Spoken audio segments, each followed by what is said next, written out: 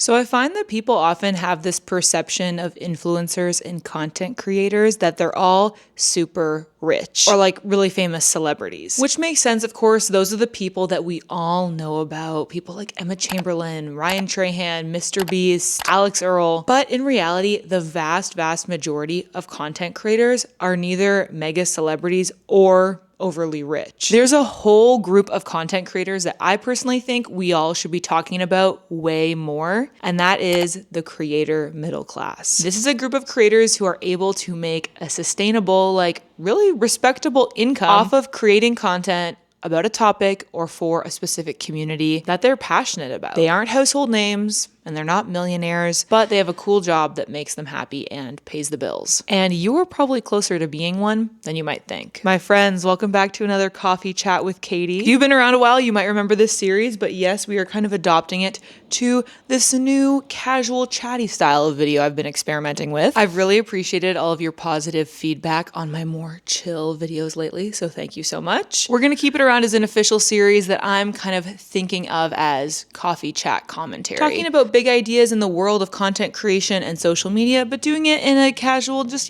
conversational kind of way, like we would over coffee. So grab a beverage yourself or feel free to throw this on in the background while you do other stuff. I won't be offended. And let's get into it. Okay, before we can even really dive in to what the creator middle class is, I feel like it's important to discuss why this distinction even matters. Like, why am I even bringing this up? And really, there's two main reasons that I can think of why it's important to understand this difference. The first one being there is a lot of judgment and assumptions and general negativity directed towards influencers lately. And I feel that while some of those negative vibes may ring true for certain people who are influencers, it doesn't necessarily apply to everyone who's in the content creator industry. And I might be biased, but I'm kind of here trying to stick up for the rest of the content creators because I know y'all and I know you're not bad people. And I don't think all content creators deserve that negativity. One very quick personal story about something awkward that happened to me recently. I was at a house party with a bunch of friends of friends. And so I was talking to somebody that I hadn't met before. And as we were chatting, the topic of van life actually came up. And I was like, okay, perfect. Common interest. This is something I can talk to somebody about. Great. So I asked the person do you watch any van life YouTubers? Because honestly, this is something that I always ask other van lifers because I find vast majority of us got into van life because we saw it on social media. And they were like, YouTubers, gross. They're like, no way. I hate influencers. They're the worst. I would never watch that stuff. Sometimes I have to work events that influencers are at and they're just the most entitled, worst type of people I've ever met. So as you can imagine, I'm standing there Katie, what do you say? So literally I just said oh, well, I just asked because I know a lot of people that are into van life, found it through YouTube. Okay, but honestly though, for real, I am pretty sympathetic to that point of view. I really don't hold a grudge against that person because I understand where they're coming from. I actually do think that there are a lot of influencers that become out of touch and entitled and maybe not so kind to people that they encounter in their lives. And especially in our current time of economic hardship, I totally understand why people don't have a lot of empathy for those types of people. The truth is, being a content creator is genuinely an awesome job. And I personally feel super lucky to get to do it. It's cool, you get to do what you love and have fun with your work, and there's the potential to make really good money doing it. Honestly, it's been my dream job since I was a teenager, and I think the reason why I'm so sympathetic to people who have this external point of view is because I honestly spent so many years on the outside feeling very, very envious of people who were successful content creators. So now that I'm personally on the inside, I just feel really, really grateful. But at the same time, as I'm about to explain, the vast majority of content creators are neither mega wealthy celebrities or super shallow, entitled, rude people. So look, if you're annoyed at those entitled, out of touch people, fair enough. I'm not gonna stop you. But just please don't direct that anger at the girl down the street who makes, $50K a year off of her YouTube macrame tutorials. And she's a content creator too. Some may say an influencer. And I wanna talk more about her and think more about people like her, not just the Emma Chamberlains and the Alex Earls. I will say one kind of weird phenomenon around this whole dynamic is that there's kind of a cottage industry that's popped up to help make burgeoning influencers look more rich than they are on social media. And so because of that, I think this perception that all influencers are just like super wealthy is not just something that people like on the outside, so to speak, have made up. Like that's something that a lot of content creators have intentionally tried to foster with their audience. Part of being a successful lifestyle influencer anyway is having an aspirational lifestyle. And for a lot of people, that is like just being rich. It's not always the case. There's a lot of lifestyle creators, like you could call them lifestyle creators, that I follow, and the lifestyle that they show is like living in a van or traveling and backpacking full time or like living this cottagecore girly lifestyle and canning their own food. Like personally, I find that very aspirational, but I get that that's not necessarily the majority, right? So there's a lot of people that like their whole business is trying to make their life look aspirational, and part of that is making themselves look rich. I read a really interesting article from Taylor Lorenz, and I will link it in the description. She talks about this like old money influencer club where people actually pay a yearly fee to be invited to events where people are essentially like cosplaying old money aristocracy and taking photos of it to share on social media. That's just one example. I feel like we all have probably seen stuff from that private jet set that's in LA where like people can book it to take photos there to make it look like they went on a private jet. So all that is to say, I feel like there's this thing where a lot of people who aren't necessarily like 1% influencers are trying very hard to make it look like they are because they believe that it will help them get more followers, which might have been true in the past. Maybe it's still true now with a certain demographic, but I tend to think that that's probably fading because I feel like people are seeing through it and it's maybe just not feeling as aspirational as it once did. But getting back around to my original point of all this, I feel like it's important to make this distinction between the creator middle class and like the rich and famous kind of influencers that we all think of when you hear the word influencer. Because the truth is like not all content creators or influencers live that lifestyle or have that experience. And so I think that they shouldn't all be painted with the same brush. There's a huge diversity of experiences within the content creator industry. And as you'll see later, when we dive into the numbers, the vast majority of content creators are not making nearly as much money as you would think. Second big reason why I want to talk about this, I think when we talk about the creator middle class, what it really reveals is that being a full-time content creator is actually much more attainable than you might think. I feel like a lot of people have this perception that in order to be successful as an influencer, you're going to have to be like a Emma Chamberlain type person, but that's just like a 1 in a million kind of scenario, right? There's actually hundreds or like thousands of people who, like I said before, are making a sustainable living, happy with the work that they do, and like they're not a household name, but like it's fine. I just feel like that's an encouraging message because it kind of reminds you like, okay, yeah, like that's possible for me. Like I don't have to be a 1 in a million celebrity type person. I can just like make my little videos, get my little brand deals, and like have a great small business, you know? So after we dive into all of this, I just hope that you can like kind of take that as an encouraging message at the end of the day. Like this is a thing. A lot of people are doing it.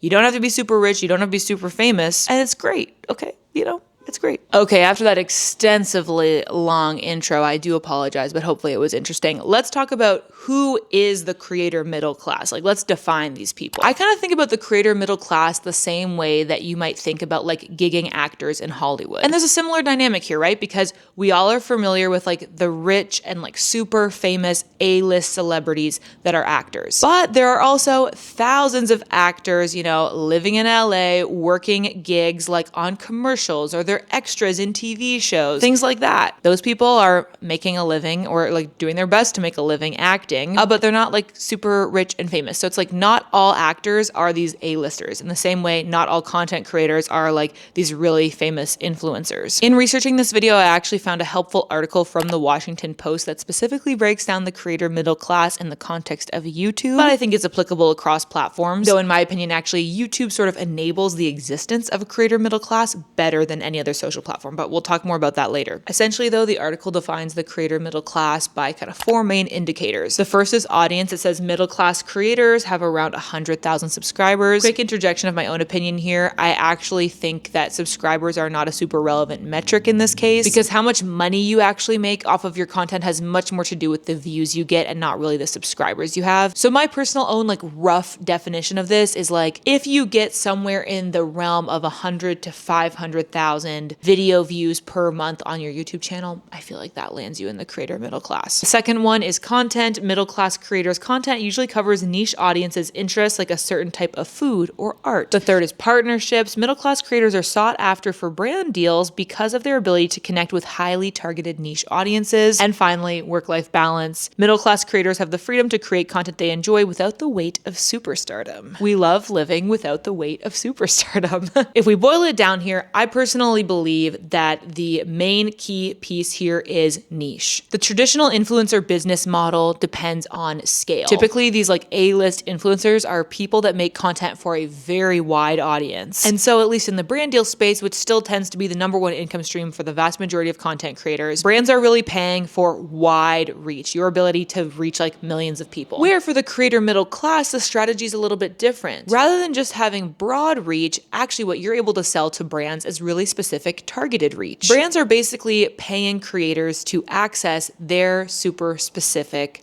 niche audience, which is more effective for them than trying to target a general audience with their specific niche product. I feel like this really plays out in the type of brands who sponsor these different creators and what they're willing to pay. I have personally noticed this a lot in my own kind of brand deals. My highest paying brands are brands that are looking to specifically connect with content creators, which obviously is mostly my audience. And so because I'm sort of in this like B2B space where my audience is content creators and small business owners who might be looking to invest in their YouTube channels and their content, I'm able to get like better rates from those really niche brands, which shout out to them. We love those guys. But I have noticed when I get reach outs from brands that are a little bit more generic that I've seen in like other creators' YouTube videos who have really large, broad audiences, they are willing to pay like a third as much. Because yeah, like honestly, I don't have the same reach as these more like broad, bigger channels. I have much more targeted reach. So I feel like those are just the two kind of different ways that you can try to provide value to brands and therefore get paid a lot as a creator. You're either going to have a broad audience that's really big,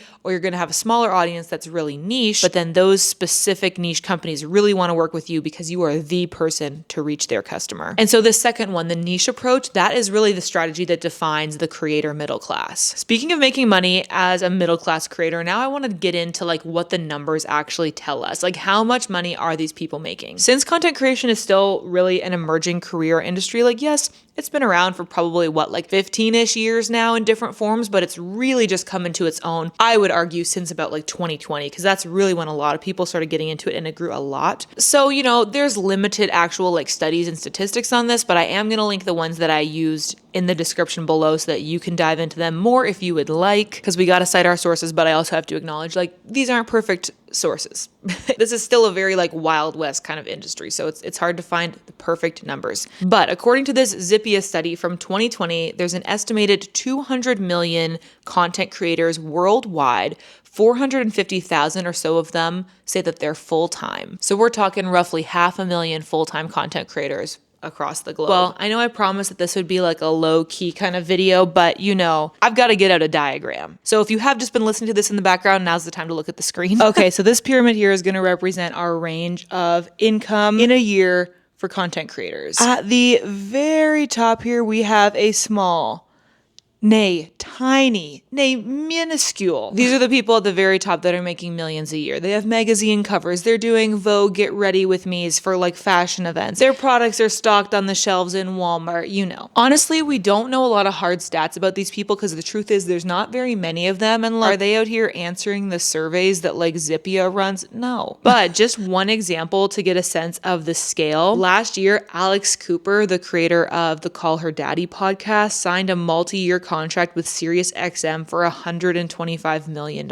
So make no mistake, the people at the very top here, they are doing well. They are making a lot of money. Next, we have a still small but bigger who make like $100K a year or more. But you get the idea. This is what I would kind of consider the top of the creator middle class. Like they aren't household name celebrity types like our folks at the very top, but obviously they're doing very well for themselves. And just to be transparent, if you watched my yearly financial review video, which I'll link at the top if you want to check it out, then you will know that I am personally a part of this group, which trust me, it's not lost on me every single day. I feel grateful for that because I don't think I ever in my life thought I'd be making the kind of money that I do now. So, okay, we have our next group. This next group I would call kind of the ascendant creator middle class. This represents about 34% of all content creators who like have made money. These are people who are working their way from that 15K per year mark up to the 100K per year mark. And finally, at the bottom here, we have our 48% of creators who make less than $15,000 in a year. These people could be hobbyists, they could be side hustlers, they also might not want to be full-time content creators. I think that's the important thing to remember about all of these stats. Remember, we're not talking about like salary bands here. Like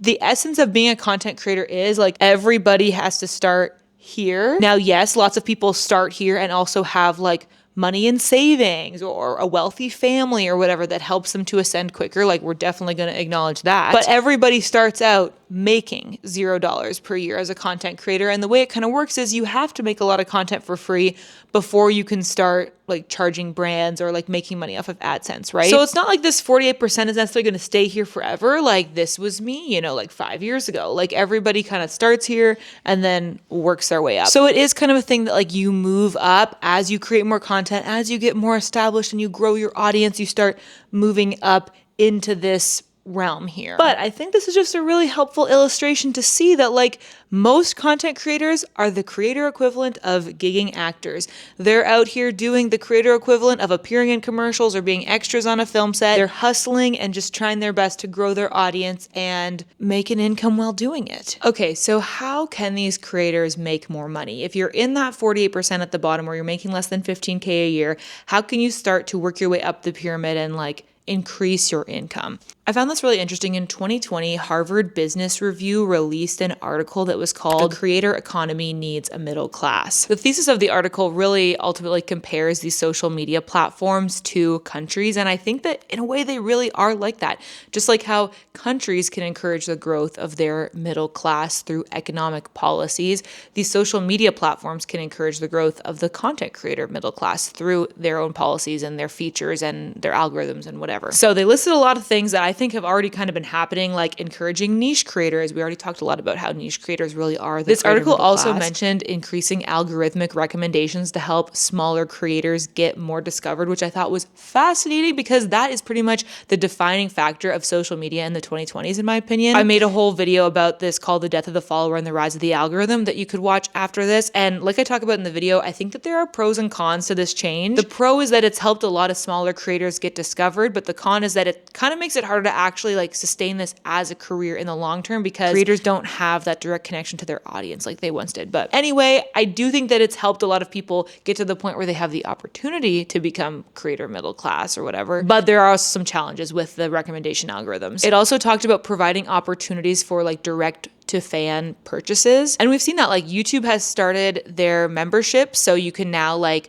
pay directly to a YouTube creator who you watch. Also, we've seen Patreon become more popular. So I do think that's a really growing area. So in some ways, we've already seen like a lot of growth with those features since 2020. Other things that I thought were fascinating that Harvard proposed to help the growth of the creator middle class, providing passive income opportunities. Haven't seen that so much on the social platforms themselves, but we've definitely seen a rise in popularity of like digital products, courses, that type of thing. They also mentioned that platforms could provide capital investment to creators. I think we've maybe seen that in a small way on YouTube here and there, where YouTube will provide funding for creators to make like a YouTube original series, but not in a widespread way. They also mentioned like platforms could provide universal basic income to their creators, which I think is such a fascinating proposition. Personally, like I think UBI is a really, really great thing that like governments should implement in real life.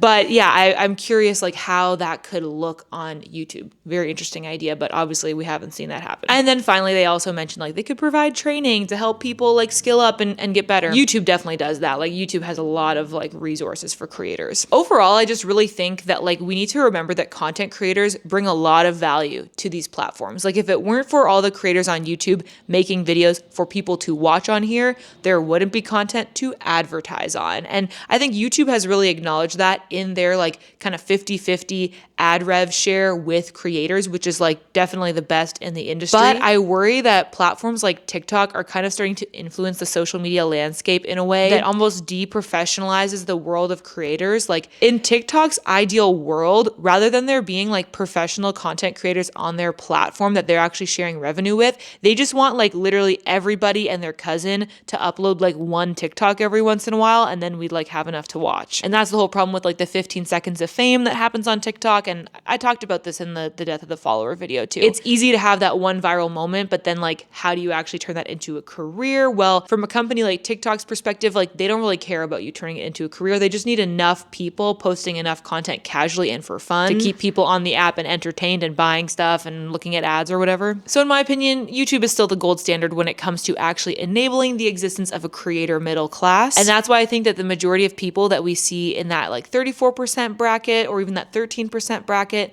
the people that are making between 15,000 and like 100K plus, they probably have a YouTube channel. Like I think that would be my guess for what the big common factor is. Like a lot of those people, YouTube is going to be one of their main income streams. I want to end this off with some advice for you. If you find yourself in that 48% bracket that's making less than 15K a year, or even in that 34% bracket, and you're thinking like, okay, so what can I concretely do to increase my income? So I think the one thing that's become clear through all this conversation is that having a dedicated mid-size niche audience, that is like the ticket to the creator middle class. If you have a specific target audience of people that enjoy your content, that is going to be the best way to then be able to connect with brands who are willing to pay you like a healthy amount. It kind of comes down to that 1,000 true fans theory, where like you don't need a really broad audience, you just need a small specific audience that's really dedicated to you and what you do. And you can monetize that either through brand deals, but also through things like digital products, memberships, whatever. I think the second thing that you can consider is also having like an adjacent small business. Basically what I mean is like having another income stream, right? Not depending entirely on brand deals, affiliate marketing, or AdSense. In my case, part of what helps me be in that 13% is like I have an agency. So I don't just do content creation. I also have a video editing agency called Creatorly Media. So like we edit YouTube videos and video podcasts for other creators. So if you have some kind of like adjacent business that makes sense for the audience that you want to target, that is a very helpful way to supplement your income that doesn't just depend on you having really, really broad reach. And finally, I think that we all just need to continue to remember how much value we provide these platforms and keep expecting more from them. I think, like, honestly, TikTok has extremely lowered the bar for what people expect in terms of like payouts and revenue share. Like, I see how much people are making from, you know, like the TikTok fund or whatever it is, and it's shocking to me how low it is compared to YouTube AdSense. Not even to mention that like TikTok doesn't pay out everywhere. Like your girl has never made a cent from TikTok because it doesn't exist in Canada. Like Canadian creators aren't getting that TikTok money. So let's all expect more from the platforms that we provide value to and, you know, advocate for and encourage them to provide more opportunities like that. Moral of the story is most content creators and influencers are not as rich as you might imagine them to be. But I believe that creators, artists, online entertainers, business owners who through their content educate us, entertain us, ultimately make us feel less alone, they deserve to be compensated well for the creative work that they're doing. You deserve to be compensated well. And there are strategies and things that we can implement on our end, like I just discussed, to try to help move that along. And there are ways that the platforms that we all work on could compensate creators better too. Overall, I just want to say being a content creator is a legitimate career path. It's still very new, it's emerging, we're figuring out what it looks like. But becoming successful as a content creator doesn't mean that you have to become entitled or shallow or out of touch. You can create stuff that you love, have a positive impact on the world, and make a reasonable, livable income from it. Lots of people are already doing that. You are very much capable of doing that too. And you don't have to become a super famous, rich, entitled influencer to do it. That's my message for you today, folks. Thank you for sticking with me through today's coffee chat. I hope this was interesting. I find this stuff so fascinating, like the perception of wealth among content creators and the actual realities of it. Let me know if you want to see more videos on this topic, or if you have any questions or topics around the creator economy that you'd like to see me talk about next. If you like the style video, here's another one that you can watch next. And as always, thank you for tuning in. I'll see you in the next one. Bye.